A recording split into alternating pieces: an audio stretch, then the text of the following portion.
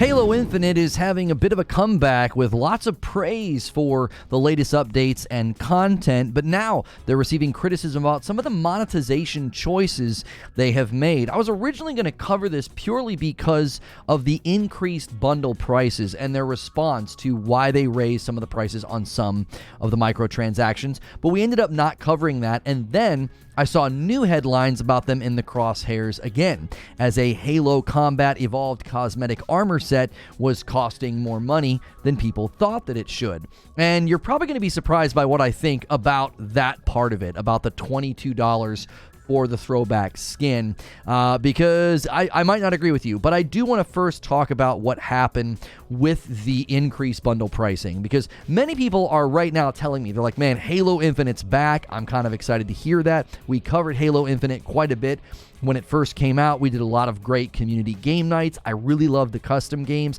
It was very, very fun. I think it has a good feel to it, but we all know that the game fundamentally was buggy, things weren't working all that well, and then they weren't able to get seasons out on time, and then they've recently sort of struggled in those departments, specifically with content rhythm. And I remember people saying that, like, that was really why it failed, that like they shouldn't have tried to do live service. I'm not really sure what world you think Halo can exist in where they don't try to do live service. It is a multiplayer arena shooter with cosmetics and a battle pass, and they had really great response to how they treated the battle pass and the Master Chief Collection. They made some significant changes based on community feedback, and they got a lot of praise, and they got regular engagement, and it seemed like a very loyal fan base was enjoying their attempt at sort of like ongoing Halo. So I don't know why you wouldn't expect that from the new Halo, and I'm also unclear as to why Halo Infinite struggled so much with that, given that they did so well with the Master Chief Collection, but that's a whole nother discussion. In that criticism, when the game first came out, there was a lot of people frustrated by the way that the cosmetics worked. You couldn't use certain helmets or skin colors or whatever, depending on what core you were wearing. Well, in the latest updates, they were very excited. Everybody's like, hey, they're going to let you mix and match. They're going to let you apply the colors more universally. And reporting on this, Pure Xbox says Halo Infinite dev posts lengthy response to increased bundle pricing. I understand this isn't necessarily what everyone wants to hear. Well, you got that right. So let's just see what happened. So, players are beginning to spot that certain existing bundles in Halo Infinite have crept up in price since 343 implemented multi-core functionality, and as a result, the team's community director has posted a lengthy statement about what's happening here. So, the multi-core functionality was something that was highly requested by the community. They wanted to be able to mix and match. They wanted to have that ability, and they were criticized for it. You can see here on Twitter, Halo Infinite shop prices for S5 have been very disappointing, Season 5, and even more so that they went back and increased old bundles. I spent very little this season in comparisons to Season 1 through Season 4. Even as a frequent spender, lots of stuff simply isn't worth the price. And I definitely agree that their treatment of the shop up to this point was very strange. There was even a time where they said they couldn't break up the bundles if you wanted to buy things individually. I think some of that is attributed to this game in general. I don't think they can make quick changes. I think some of it's engine level. They can't make those quick updates, and that's super, super detrimental to the future of any live service game. You need to be able to make those updates and act very quickly if there's problems on a map or a problem with a mode or problems with a gun. And then there's rumors that they're going to be switching future Halo projects to Unreal. There's the BR that's being built, and then the next Halo supposedly is being built in Unreal. Apparently, they had devs at 343 that were testing builds inside of Unreal. All that up to this point has not been confirmed, but this was one area where they were receiving some criticism. So we get a response here. Now, I'm going to scroll up for the summary because the Twitter thing is going to take me to Twitter. I don't want to go there. Shop prices on many offers have changed in conjunction with multi-core functionality being added to customization content. With Season 4, we saw new shop offers reflect a new pricing model to account for new coatings being multi-core enabled. With Season 5, many previously released coatings and all helmets in the game were updated to work on all cores, and those shop offers were adjusted to reflect these changes. Okay, I'm just going to stop there. I can't believe this was typed up and actually came from somebody that thought this was a good idea. You went back and changed things that had already been released, and when you made them multi-core in functionality at the request of the community, I would call that a quality of life update, not something that you charge for, not something that you monetize. It was a complaint. It was a criticism. It was not like, hey, it'd be great if we could pay for this. It was, hey, this doesn't seem conducive to customization. You're charging for colors, and then they don't even work on all of the armor sets. This, to me, is not the right way to treat the consumer at this point in time, because they're sort of having a comeback. They're finally getting people to say, hey, they're in a better spot. So this is terrible optics, in my opinion. He continues, while many Season 1 to Season 4 offers have been adjusted, I want to be transparent that as more multi-core coatings come to bear, there are going to be more past offers that weren't included with the initial Season 5 adjustments that will see updates in the future. So no real consideration here to walk this back. Just like, hey, there's more coming. And, I know that I want to be transparent here. This is not what people, want to hear. I honestly think some of this is just wrong-headed. From the very beginning, I've been confused about their monetization and their customization choices. I don't feel they have a good view of how you should treat the shop, of how you should treat the consumer. This is not in step with just basic customization and microtransactions, okay? Now, what is in step is what they pulled with the Halo armor set that we're going to talk about now. Now, this is one where I'm actually going to be less critical than maybe you expect me to, right? A lot of people think that, I'm very critical of Xbox. I am critical of the optics on the price increases for the color, the multicolor functionality. I can't see anybody defending that. I can't even see hardcore Xbox fans or hardcore Xbox Halo fans, defending that. Now, this is also something that is coming under scrutiny.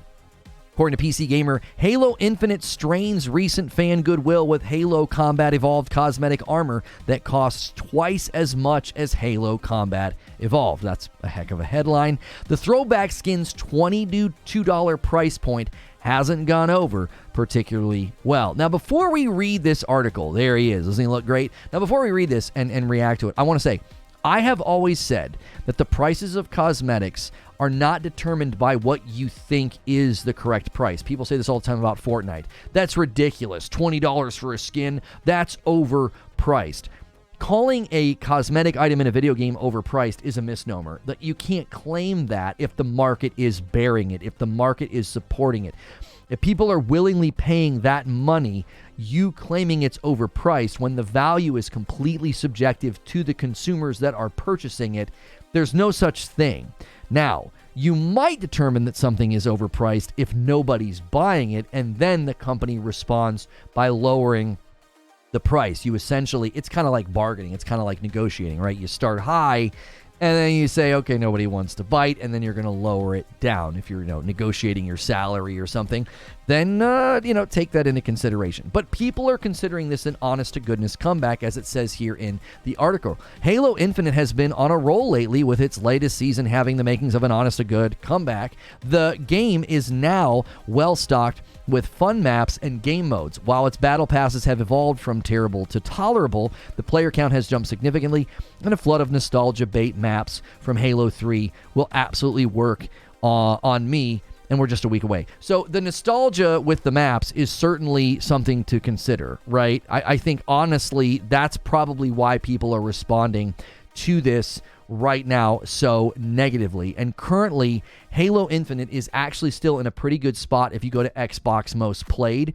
9, 12, it is in 16th place right behind Destiny. That's actually not bad at all. It actually currently is ranked higher than Diablo 4. Now, I know Diablo 4 has gotten a lot of criticism, but if you go to Steam, the Halo Infinite player base has never seen a significant resurgence, and I think that's not necessarily indicative of where Halo Infinite is as a game. The fact that it is in 16th place behind Destiny and above Diablo 4 means they have actually captured and kept a lot of people with this season. That's the highest I've seen Halo Infinite rank in a while. The last couple seasons, they would bump up initially, and then they would just drop back down that Xbox Most Played list. If you Google Xbox Most Played Games list, it'll show you the list of games ranked by Most Played.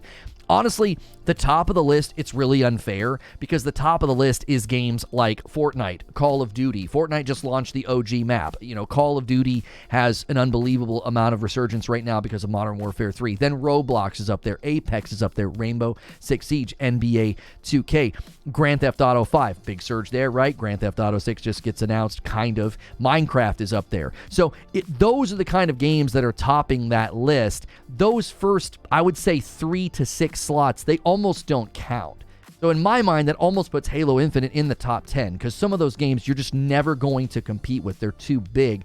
That means Halo Infinite is in, with the Xbox community, a much better place than it ever has been. However, this Master Chief skin is apparently drawing criticism. The Halo community is pretty upbeat for the first time in 2 years, but I'd say players are almost universally displeased with the latest cosmetic launch in the Infinite shop today, the Mark V armor that Master Chief wears in the original Halo Combat Evolved. The design isn't the problem. The players seem to love the modern interpretation of the 22-year-old armor's simpler polygons. The problem is that the Mark V armor launched to coincide with Halo Combat Evolved's anniversary next week. It costs $22, more than twice the price of the entire video game Combat Evolved Anniversary on Steam. $22 isn't cheap for a cosmetic, but it's also not particularly unusual for free-to-play games. Fortnite's legendary skins are $18, Apex legendaries are the same price, the highest tier for League is $25, but most free-to-play games don't have content with a history like Halo's, which is made for an awkward point of comparison. So I don't disagree here, right? They had a rocky start. And when you're having a comeback, let me just show you the skin, because it actually looks really good. Like, it really does look great. Recontextualizing and sort of reimagining what it would look like sort of in a more modern setting, right? So I get where people are coming from, because you finally sort of get things back on pace, and you're charging people for multi-core colors, multi-core functionality cosmetics that have already released in the past and were criticized for that lack of functionality. And when you add that functionality, it's not a quality of life update, it's something that you're monetizing. So that's, salt in the wound or frustration point. And I think that's worthy of criticism, because that's a quality of life update that you're monetizing. I think that's ridiculous. This, to me, is different.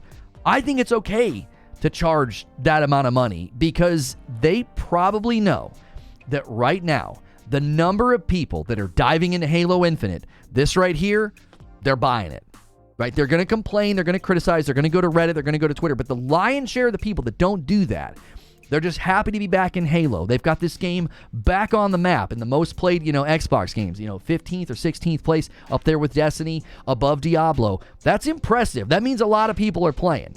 And if they can get people to drop $22 on this skin now, they can obviously drop the price later when it comes back or when it makes a resurgence. I have always said you cannot claim that a cosmetic is too expensive or overpriced. It is exactly the right price if the market bears it, right? And they basically say that this is something that is adding salt in the wound, okay? And they have a little section right here about that. They say, the salt in the wound with this particular skin is that you can't mix and match the armor pieces, a feature Halo Infinite just fully opened up for this season. It makes some sense that a cosmetic celebrating the original Halo look would be a standalone piece of kit, but it again feels a bit like 343 regressing on something that's been a Halo staple for ages. So now this comes back to what I was talking about, how they just seem so wrong-headed with how they handle their cosmetics. So you announce multi-core functionality, but then you charge money for it. And then you announce, hey man, we're going to do this classic armor set. It's $22. Jeepers, $22. Yeah, and it also doesn't allow you to mix and match. So it regresses in functionality. It costs a lot of money in conjunction with the fact that you're charging people for a quality of life update that they asked for like 2 years ago. So I do think they are getting in their own way here.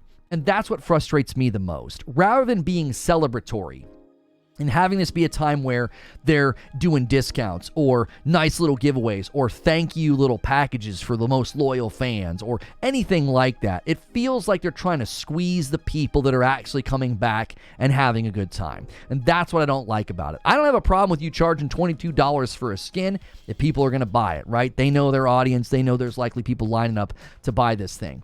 But the way this is being handled with regressing in functionality, with charging for quality of life updates, I can't help but be critical here. Given the game's history, how rocky it's been, this is the wrong time to squeeze the loyalists who are coming back and supporting your game. I'd love to know what you think. Leave a comment below. You can roll over into a members-only debrief. If you want to become a member, click that join button below. If you're not going to do a membership, make sure you hit the like button and the subscribe button so I can see you in the next video.